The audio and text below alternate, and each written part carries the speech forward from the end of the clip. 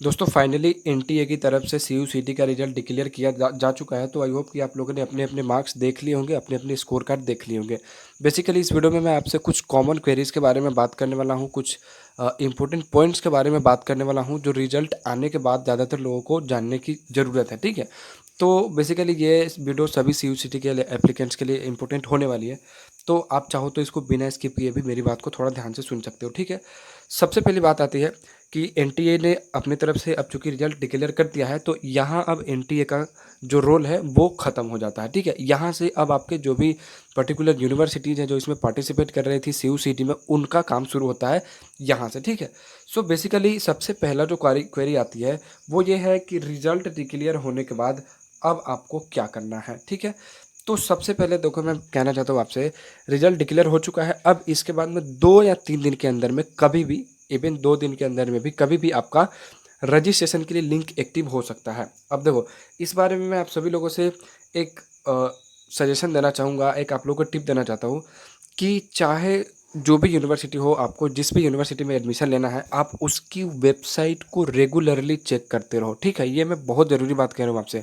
ये चीज़ अपने दिमाग में बिठा लो कि जिस भी यूनिवर्सिटी में आपको एडमिशन लेना है, उस यूनिवर्सिटी की वेबसाइट को कंटिन्यूअसली आप चेक करते रहो। अब सिंपल आप यहाँ से देख सकते हो कि जैसे आप देख सकते हो यहाँ नीचे central university of Assam, central university of Andhra Pradesh, central university of Gujarat, central university of Haryana, Jammu, Jharkhand, सभी सेंट्रल यूनिवर्सिटीज़ के क्या है लिंक यहाँ दिए गए हैं। ठीक है, तो सिंपल आप सीयूसीटी की वेबसाइट पे जाना और वहाँ से जिस भी यूनिवर्सिटी में आपको अप्लाई करना है, जहाँ से भी आपको अपना कोर्स करना है, उसके लिंक पे क्लिक करके हमेशा रेगुलरली चेक करते रहो कि आपका रजिस्ट्रेशन कब से स्टार्ट हो रहा है, क्योंकि हर यूनिवर्सिटी के लिए कभी भी स्टार्ट हो सकता है। एक ये बात हो गई कि सबसे पहले आपको रजिस्ट्रेशन कराना है रिजल्ट आने के बाद। ठीक है, अब चूंकि रिजल्ट आ चुका है तो रजिस्ट्रेशन कराना है।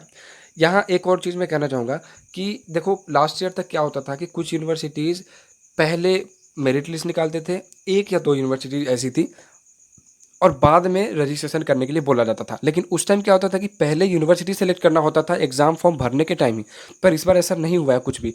तो यहाँ आपको पहले रजिस्ट्रेशन ही करना पड़ेगा, पहले कोई मेरिट लिस्ट रिलीज नहीं की जाएगी। तो ये एक बात होगी। ठीक है, दूसरी जो क्वेरी आती है अपने पास वो ये है कि क्या आपको अलग से रैंक कार्ड जैसा कुछ दिया जाएगा? तो इसका जवाब है नहीं। ठीक है, कोई रैंक कार्ड आपको नहीं मिलेगा यहाँ कि किसका किस कैटेगरी में क्या रैंक है, नहीं है। जो भी आपके पास है वो आपका स्कोर कार्ड है। तो आप अपने स्कोर कार्ड को डाउनलोड कर लो, और ये स्कोर कार्ड आपसे पूछा जा सकता है काउंसलिंग के टाइम में। आपको बोला जाएगा कि आप अपने स्कोर कार्ड दिखाओ, तो इसको एक पीडीएफ फॉर्मेट में है, डाउनलोड कर लो। जब भी ज़रूरत हो उसको प्रिंट आउट भी आपको कराने की ज़रूरत पड़ सकती है। ठीक है, एक और क्वेरी आती है कि कुछ सेंट्रल यूनिवर्सिटीज़ क्या है, लास्ट ईयर तक ऐसा था, जैसे मैं राजस्थान की बात करूँ, सेंट्रल यूनिवर्सिटी राजस्थान की, तो ये लोग कहते थे कि जिन स्टूडेंट्स के मार्क्स 30% से कम आए हैं, 30% से कम है, वो लोग एलिजिबल नहीं है रजिस्ट्रेशन फॉर्म अप्लाई करने के लिए।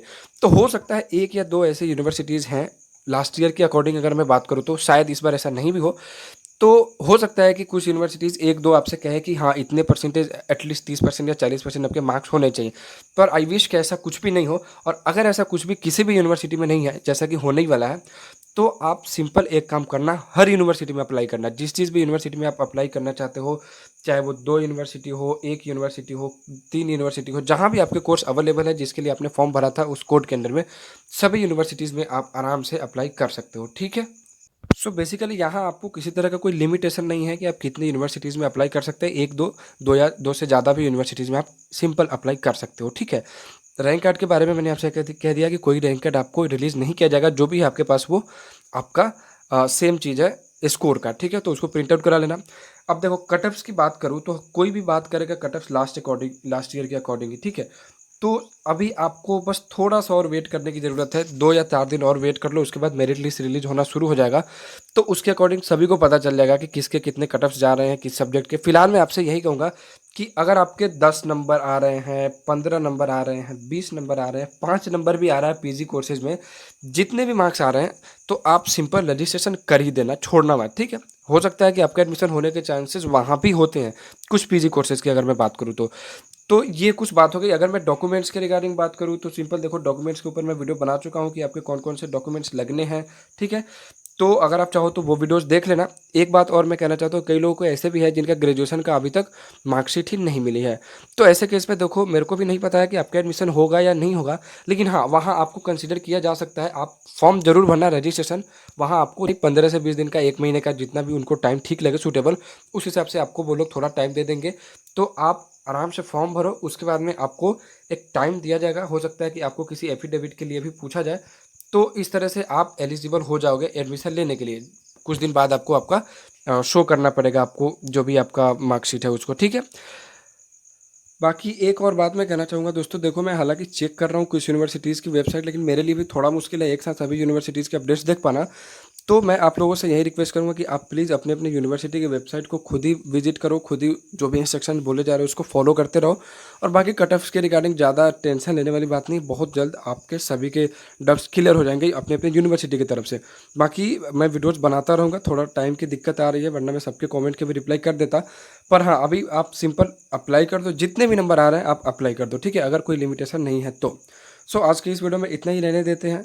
वीडियो देखने के लिए बहुत बहुत धन्यवाद। चैनल को सब्सक्राइब जरूर कर लेना।